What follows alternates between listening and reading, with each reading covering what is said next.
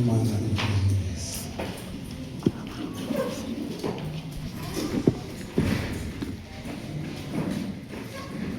Reka tubumbure Bibiliya zacu n'ubundi muri cya gice abandi basomye, Abafilipi igice cya 2:5.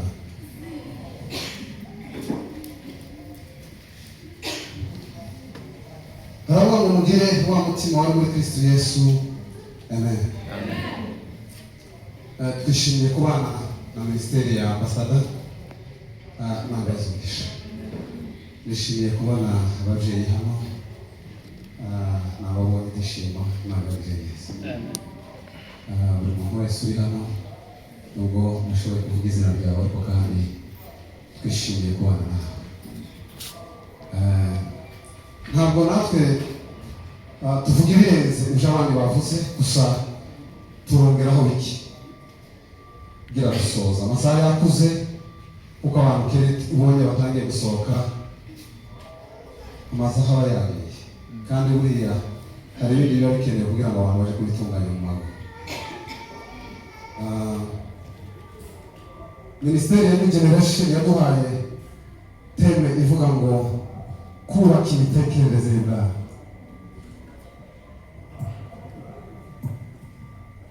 Baduhereza ijambo turi buze gusoma mu Bafilipi cya 2:5.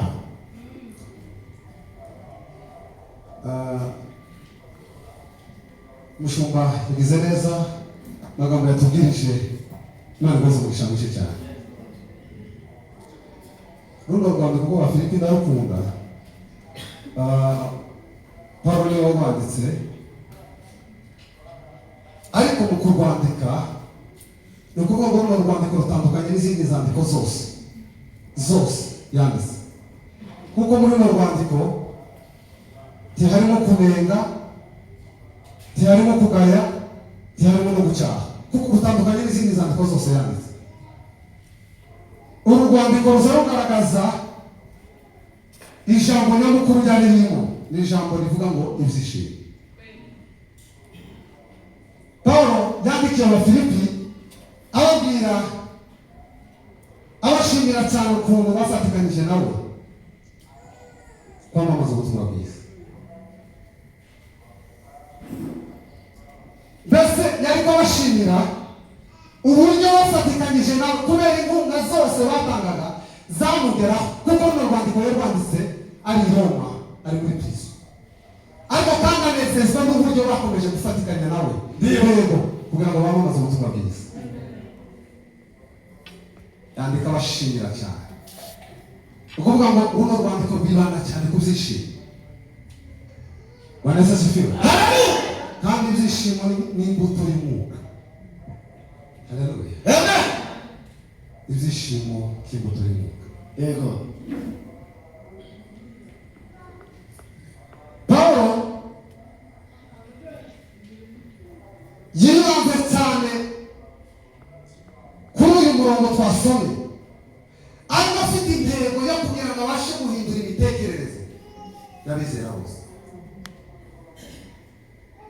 Yari afite papasi yo kugira ngo abashe guhindura imitekerereze y'abizera akoresheje urugero rwa Kristo. Avuga ijambo rikomeye, aravuga ngo mugire wa mutima wari muri Kristo Yesu.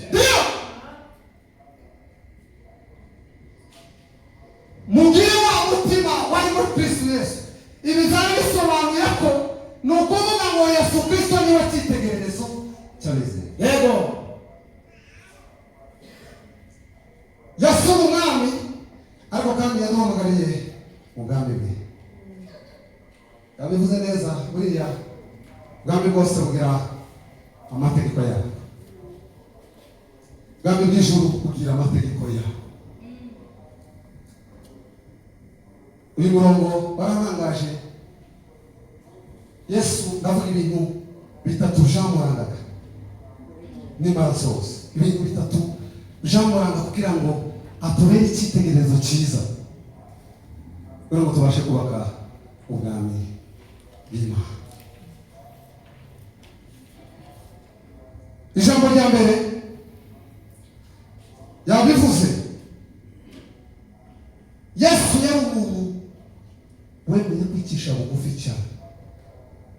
Yesu yari afite guca bugufi cyane.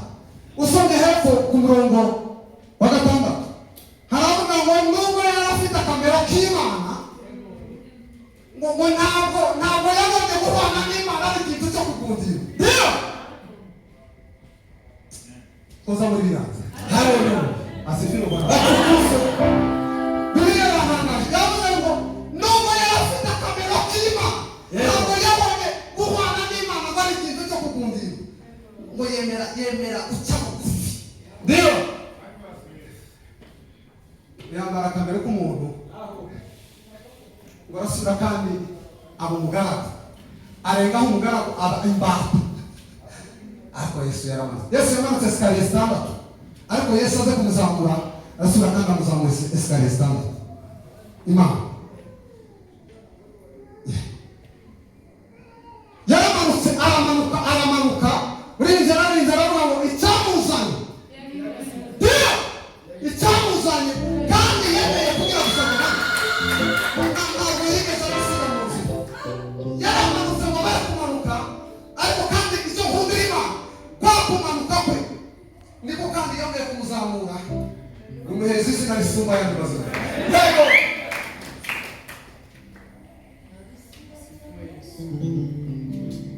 yabivuze, amahame y'ubwami ni uguca bugufi. Ikiranga ko umuntu ari mu bwami bw'Imana ni uguca bugufi. Nutemera guca bugufi, ikintu cyamanuye Satani ukwishyira hejuru.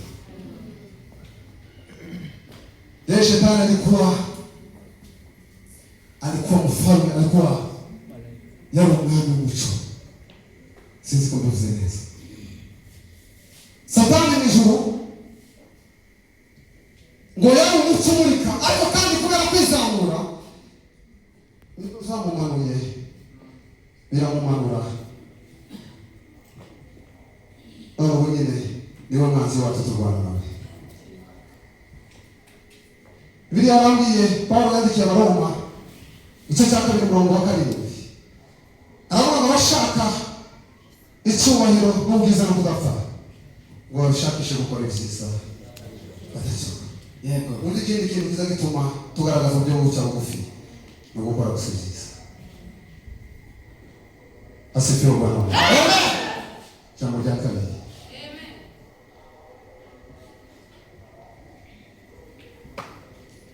bizabiranga Yesu Kristo no kwitanga agakorera abandi bantu. Yesu yemeye kwitanga kugira ngo akorere abandi bantu. Buriya mwahishuriwe, hari ibyo tuza dushakaho Imana buri munsi mu buzima bwacu bwa buri munsi. Hari ibyo tuza dushaka buri munsi ko Imana itugirira, ariko mwumve ibanga rikomeye. Ibyo dushaka Imana bihishwe mu zo idushakaho. Kintu kirumvikana. Ibyo dushaka Imana, ibisubizo dukeneye ku Mana bihishwe mu Imana idushaka. Yego. Bishaka kuvuga iki? Ni ukuvuga ngo Imana ikeneye kubona turimo dukora kugira ngo nayo ikore ibyo dushaka. Ndio.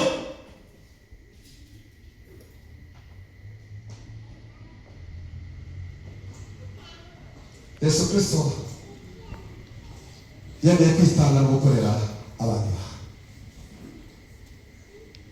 Salomo yandika mu gitabo cy'Umubwiriza igice cya 11 umurongo wa 5, aravuga ngo kuko utazi inzira y'umuyaga cyangwa ngo ko amagufa akurira mu nda y'utwite, ubona ko udashobora kumenya inzira z'Imana ishobora zose. Yego, aravuga ngo uzukora ubibe imbuto mu gitondo na nimugoroba wongere kandi ubibe. Ndio kuko utazi izizera izarizo. Yego, tugahweme guhagarika ukuboko kwawe mu gukora. Kandi iyo turimo dukora hari igihe kenshi dukuramo umusaruro ufatika. Buriya dushaka gukenera kubona umusaruro wifatika, uzakora cyane. Ijambo rya 3 gana ku musozo, ntabwo ntiba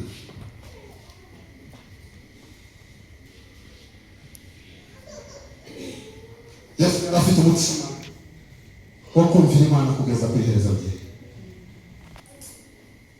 Usoma imirongo y'umunani. Yesu yemeye kumvira Imana kuko yaje gukora ubushake bwa Data. Ntabwo yaje gukora ubushake bwe, ahubwo yemeye kuza gukora ubushake bwa Data. Ngo yemera kugeza ubwo yemeye no gupfa, kandi urupfu rubi, urupfu rwo kumusaraba. Ariko kwari kugira ngo asohoze ubushake bwa Data. Imana ishimwe cyane. Amen. Soza. Yesu niwe watangiye minisiteri wa mbere. Yesu niwe watangiye minisiteri wa mbere. Ntabwo Yesu yatangiye minisiteri kuko twebwe tuza tubitekereza. Sibye ko tubitekereza navyo ni byiza. Ariko kandi mwumve ukuntu Yesu yatangiye minisiteri. Usome igitabo cya Matayo, tumabwiriza bwanditswe na Matayo igice cya 4. Haravuga ngo uburyo Yesu Kristo yajanywe mu butayu kugaragazwa na Satani. Ngo ajanywe mu butayu bamara iminsi 40 n'amajoro 40. Ngo aribase. Yesu yajanywe ku musozi kuja gusenga, ngo ari ku munsi yavuye niwo munsi yatangiye minisiteri. Ntabwo minisiteri ziva gusa mu bitekerezo, ariko hanyuma ugafunga amaguru ntumenye uburyo bwiza bwo gusenga. Minisiteri ziva mu mama.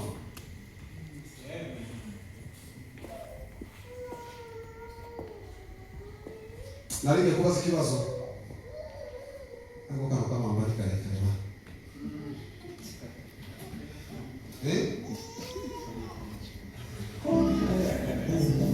Yesu yasize ubwiza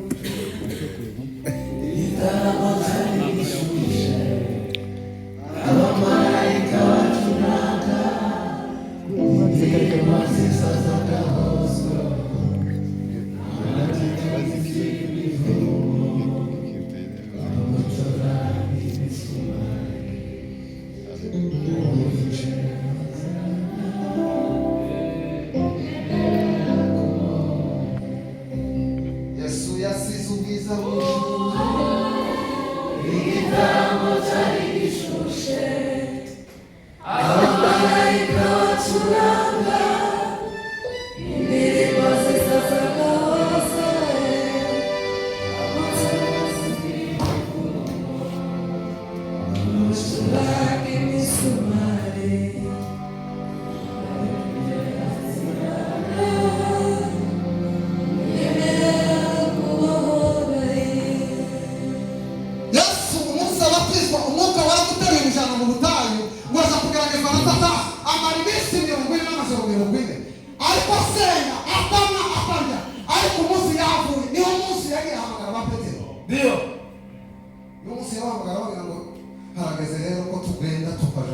tukaja kubaka minisiteri yacu.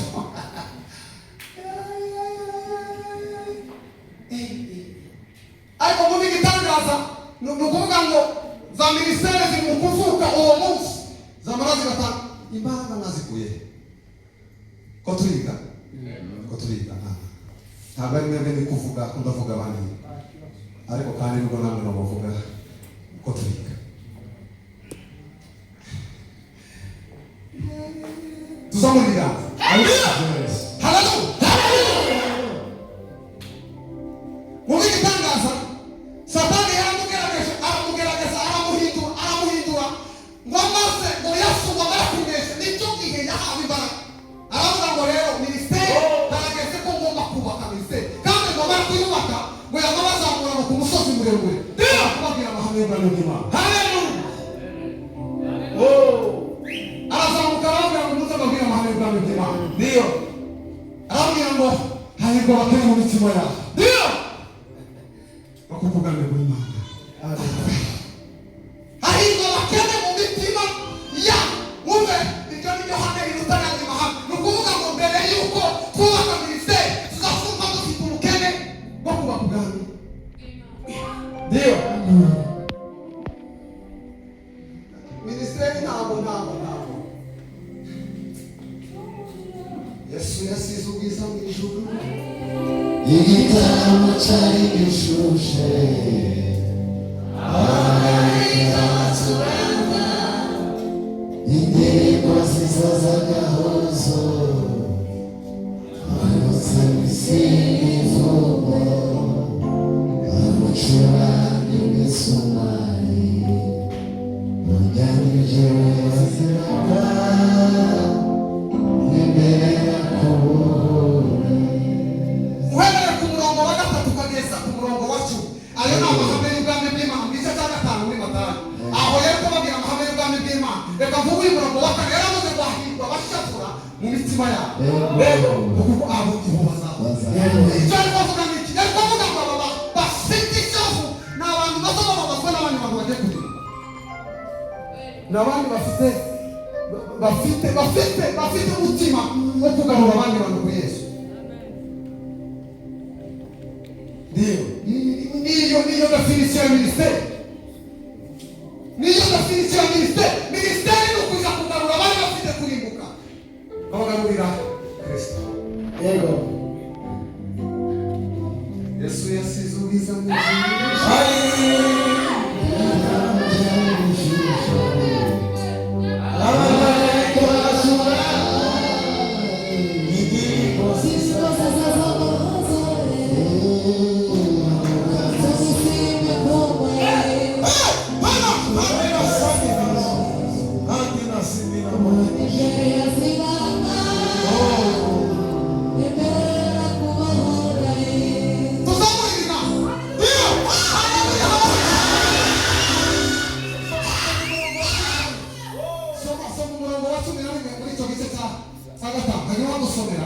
muri Matayo, maze mwumve abahiriwe noneho ibintu baza bahura nabyo. Kandi Yesu yamashemeza aravuga ngo aba bazaba bahiriwe, kandi atari ibintu byiza, atari ibintu apana na minisiteri ari gukubita igitoko. Umunsi umwe gufunga umukandara mugafunga, umunsi umwe mukazamuka imisozi mukabona icyo kurya, ariko mwamushaka umuntu mugarurira Kristo. Soma umurongo birafunga, Matayo 5:11. Soma mu izina rya Yesu. Birazema namwe muzahirwa ubwo bazabatuka. Namwe muzahirwa ubwo basa oya ntabwo ari kubabwira neza. Hari aho muzagenda ntibigere babafata neza, lakini muzohirwa. Niba mwumve, ariko umuntu azayumva ari uguhirwa kandi bamutuse. Hanyuma minisiteri yako ejo havutse nini? Kitu cha kwanza ni kubanza kumva ko ugomba kwihanganira gutukwa. Ni ukuvuga ngo Yesu yabanje kuja kurwana na Satani aramunesha, ariko aza kubwira abigishwa ababwira amahame y'ubwami bw'Imana, abakubwira ngo izo muzahura navyo ntibikazabakure muri uwo oya bimwe nabisitari, ariko kandi arababwira ngo murahirwa ubwo bazabatuka. Bakabarenganya. Barabatutse.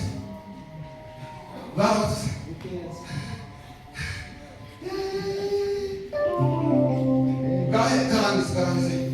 Ako garongo. Abazo namwe muzahirwa ubwo bazabatuka bakabarenganya, bakababeshyera ibibi byinshi babampobora. Amen. Wa mutima wa umutima wa Kristo. Hapo ijambo mwategereje gute? Nigute mwategereje ijambo? Umutima wa Kristo. Muzi ibintu byarazuze Kristo. Tugire wa mutima wa muri. Ariko uziko nari ndisoma na baraka zani sekaje ni nahondi. Umuwa mutima wa muri Kristo Yesu. Imbiba ndio kuangana imbiba wabesha sio. Na mimi. Toka sasa mwenyewe kuoga. Tutaka urukundo batubwira. Twumva wabasha kwambara tukava. Mbe Kristo. Kandi ngicyo yarejuje mu mutima we. Uriho umutima wari muri Kristo Yesu wo guca bugufi, ukemera ko bagukandagira, ariko ukababwira ngo mukurikire Yesu wabambwe. Muze Kristo abashaka, kandi icyo ngicyo niyo papa, kuko Yesu yari bashaka kugira ngo afate babandi bose bambwe. Abagomorere Imana. Every time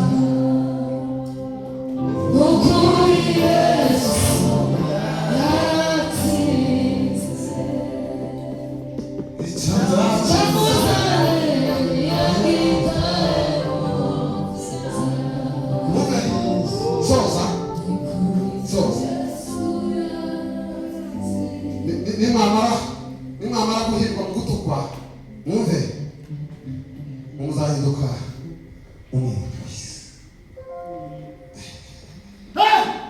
muzahinduka umuntu wese kandi umuntu nuwo kuja kuryohesha gusa aho wasanze ibintu byose biriho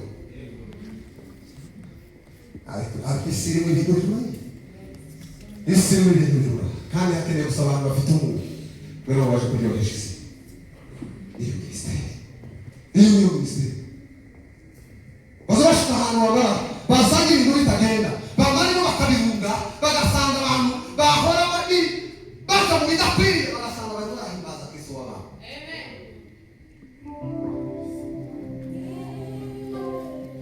Ijambo rya kabiri umuvumo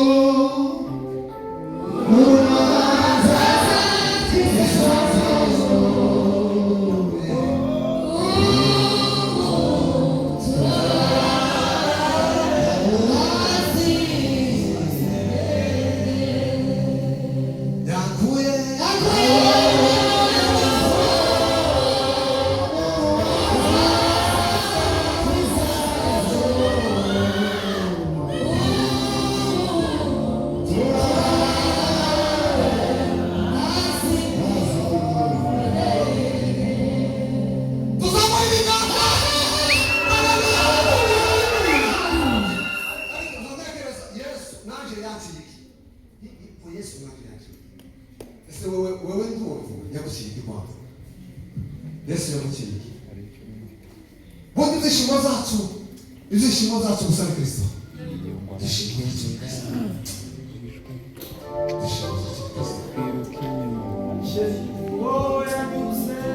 Ndabaye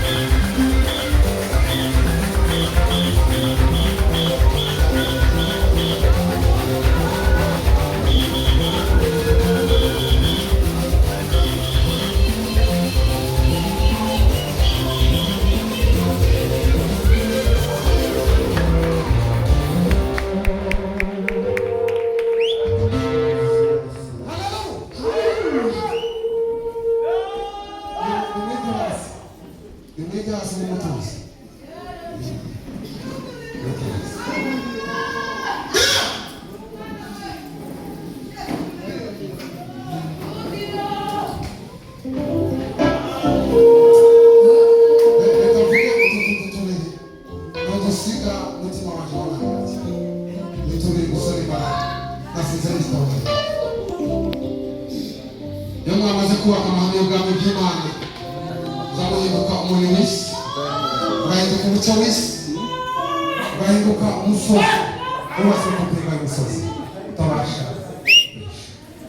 ni ukuvuga ngo abantu bakeneye ko tuba umuntu w'isi abantu ni ukuvuga ngo Kristo akeneye ko tuba umuco w'isi Kristo akeneye ko tuba umusozi muremure utabasha kugisha abantu nibaturangiza barangize bavuge nguriya icyongereza naje kugaragura icyongereza naje kugaragura